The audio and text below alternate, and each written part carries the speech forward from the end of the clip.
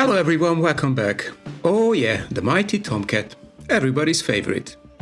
This kit is from Hasegawa, maybe not the best on the market, but still quite good even though it was released in 1988. The kit contains tons of parts, a photo-etched sheet and 2 marking options. I use upgrade sets such as a weighted resin wheels from early Tomcats from Armory models, masking sheet from Eduard, that's very useful, resin ejection seats with photo-etched parts from AIRES, and 3D printed decals from QUINTA STUDIO. This was the first time I have used 3D printed decals on one of my kits, and to be honest with you, it totally impressed me. The details are just unbelievable and it's true 3D. All the knobs, screws, circuit breakers and fuses are realistic.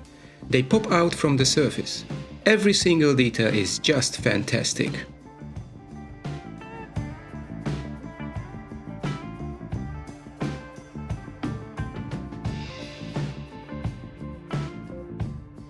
First, I had to prepare the parts for use. Removed raised details from the side panels and the instrument panels. I used a sharp hobby knife and various of files. Nice flat surfaces are necessary to install these 3D printed decals.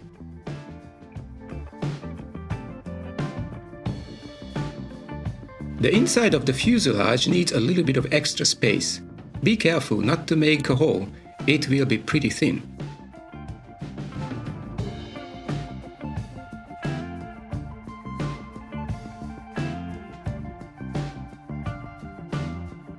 After the preparation, I prepared the surface with primer and then painted it with sky grey. Finally, I protected it with a layer of clear coat.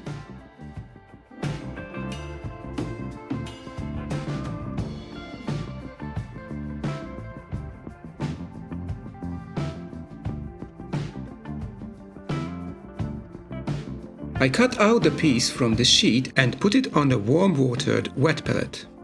I didn't want to put it directly into the water. With this technique, a water soaks through the paper and the decal separates nicely. The decal separates quickly, much quicker than I anticipated. It is thick and not as fragile as the traditional decal, easy to work with. I used a sharp tweezers to take the decal from the paper base and then positioned it on the prepared surface.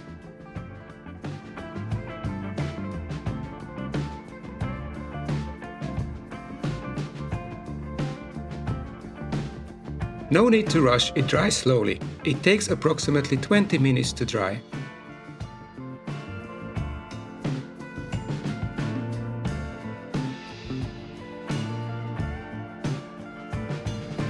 The decal sticks to the surface with its adhesive, but the small parts need some help. The instruction sheet recommends CA glue.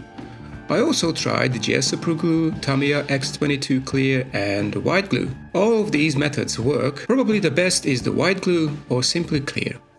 Be careful, most of the super glues don't dry transparently.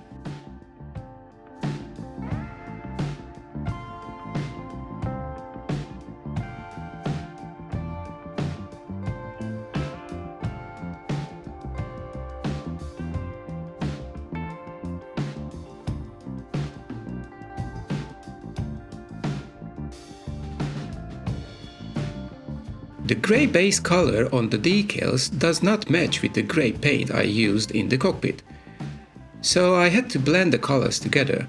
Here you can easily see that the right side is more bluish than the left painted side. I protected the displays with masking tape, so the matte varnish at the end doesn't ruin them.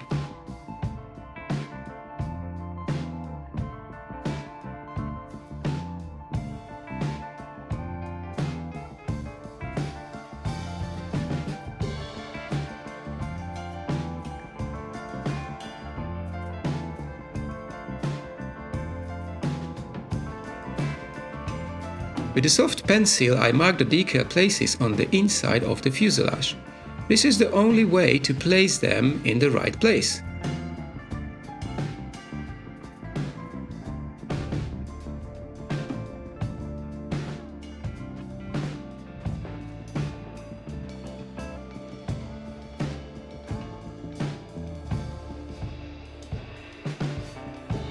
These 3D printed decals open a whole new world for me in 1:72 scale. Because the 72 is smaller than the 48, it is not easy to make nice details on it. But it's bigger than the 144, so we should make something. Also, modern cockpits are less busy than World War II warbird cockpits. No visible pipes or wires, only displays, knobs, switches, and that's it. And it's not easy to scratch build them, paint them with traditional scale modeling techniques. So the 3D decals solve the problem. They provide super details even in this mid-scale.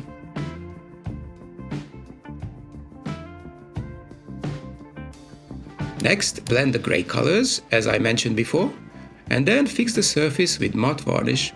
Finally, a little bit of weathering with Tamiya dark grey panel liner.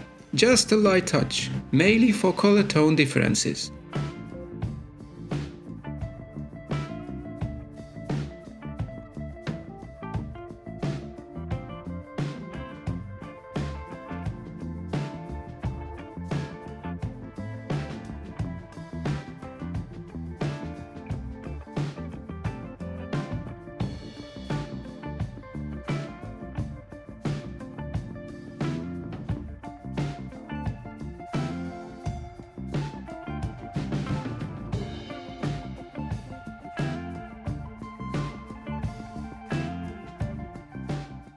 Look at these details. These 3D printed decals are just fantastic. Definitely I'm going to use them in my future builds. Let's get started with the ejection seats. The seats in the kit are nice and detailed, but the resin ones are much better. Slightly smaller, this is probably the correct size. After the grey primer, I painted the whole seat rubber black. I don't really like use black because it's just too black. I like a little bit of tone differences. The main parachute container is light grayish bluish color, so I used RLM65, which is something like that. In some of the reference photos I found that the container is mid-green, so basically up to you.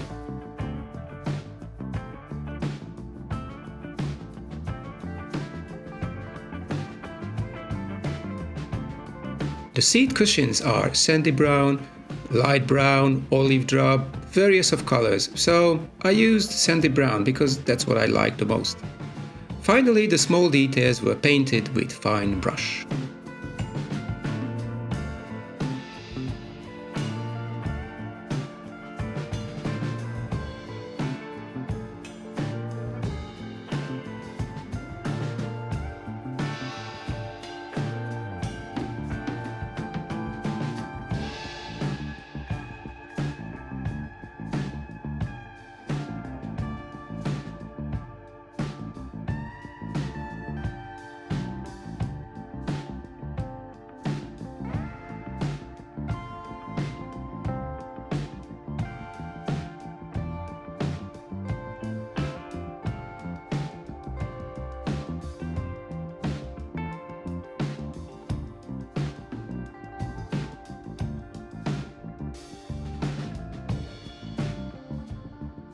The area set contains a photo-etched sheet.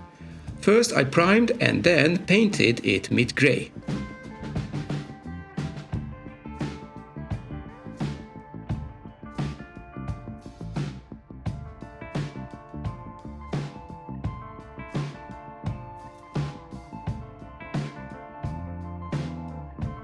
The most challenging part was painting the yellow-black face curtain handle. I'm not entirely satisfied with the final result, because the black stripes are not symmetrical, but I did my best. If someone has a better techniques for this paint job, please share in the comment section.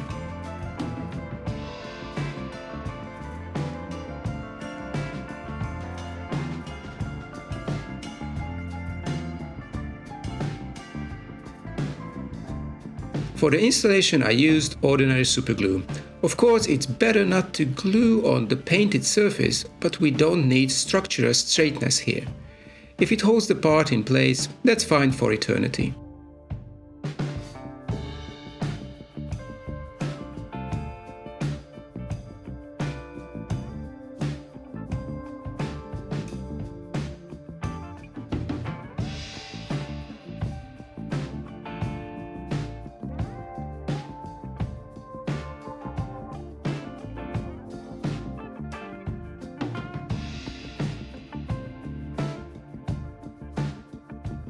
when I cut out the parachute release handle from the sheet, of course it flew away and disappeared forever.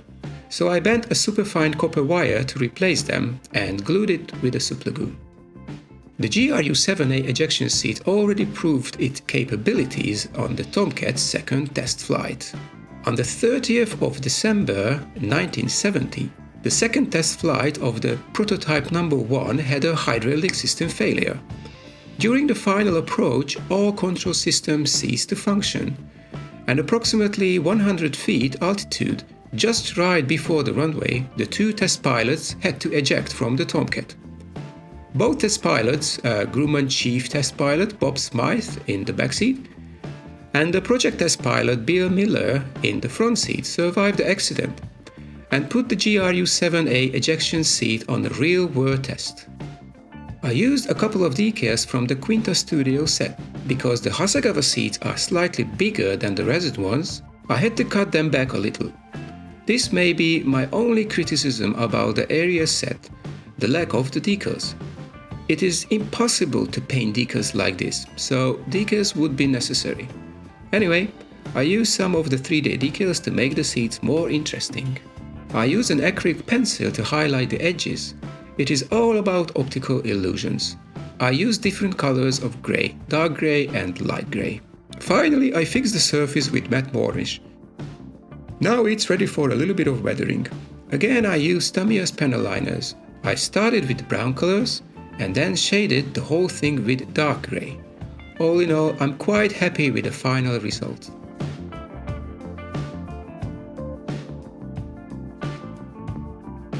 This is a Martin Baker ejection seat. Martin Baker is one of the most famous ejection seat manufacturers from England. Their seats have saved more than 7,600 lives since 1946. This one is a GRU-7A ejection seat from the late Mark VII family. The Mark VII version was a 0-0 ejection seat that could operate safely at 0 altitude and 0 speed. It is a direct modification of the GRU-7, which used in A6 Intruder or in the EA6 Prowler. The A version is modified for the Tomcat's needs. Redesigned the headrest, changed the parachute container, now it's lower and flatter than it was, it's fiberglass, and it gives more rear-view visibility. A survival kit is added under the seat with an oxygen bottle. The survival kit contained food, water, an emergency radio, emergency beacon, a survival knife, and a life raft. There were even a small rifle for hunting small game. The seat cushions were ventilated with air. It provided more comfort for the crew members during long missions. I believe these AIRES seats with the 3D decals make a perfect combination.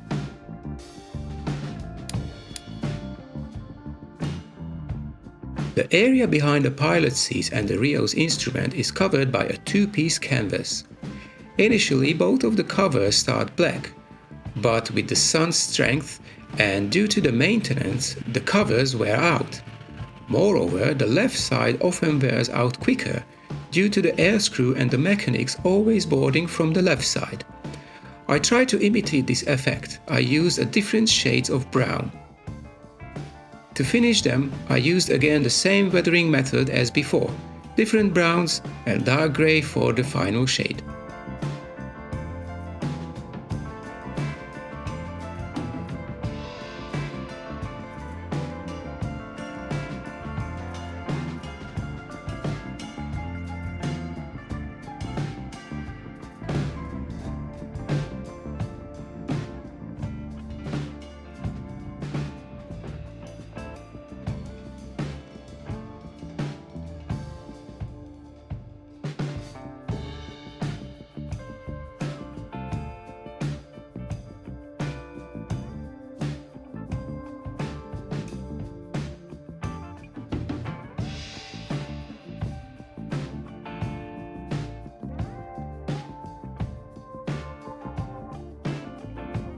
This cockpit build was a great experience and fun for me.